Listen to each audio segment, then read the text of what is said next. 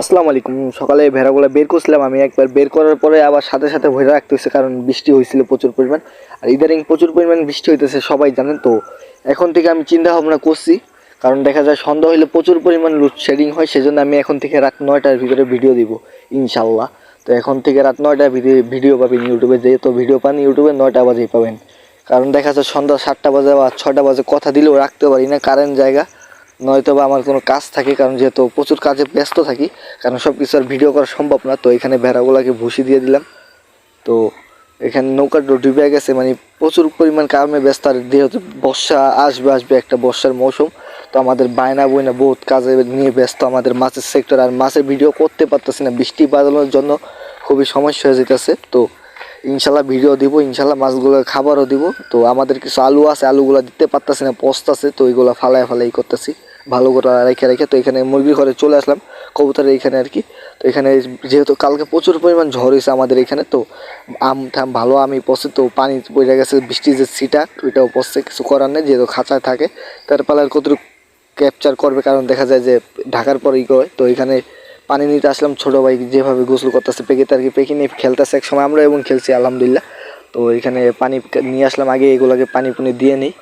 তো আজকে নাপা দিব শুধু ইয়ের সাথে, ঠান্ডা জানি শরীরটা হিট হয় মুরগিগুলাকে, বাচ্চার দেশি মুরগিগুলাকে। তো এখানে আগে কবুতরগুলো পানি দিয়ে দিলাম, আর তেরে মেরে সব কিছু বাহিরে ধুয়ে দিয়েছি, কারণ প্রচুর পরিমাণ বৃষ্টিতে এগুলো ধোয়া হয়ে যাবে ইনশাল্লাহ।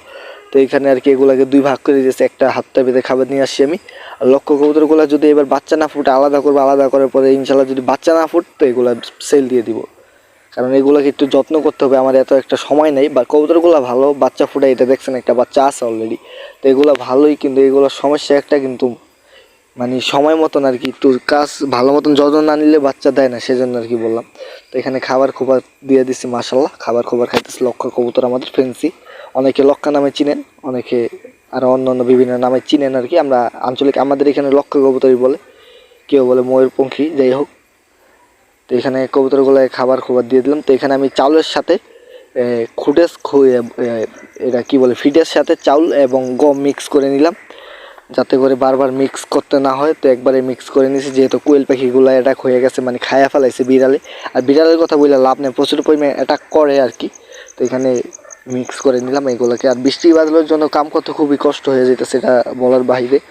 তো এখানে ঢেলে নিতেছে মাপ মতন। তো মুরগির বাচ্চাগুলো বড় হয়েছে, কিন্তু তেমন ভারী হয় নাই, কারণ দেখা যায় যে সময় পাইতেছি না আমি তেমনভাবে, বিভিন্ন কাজে ব্যস্ত পুরাই।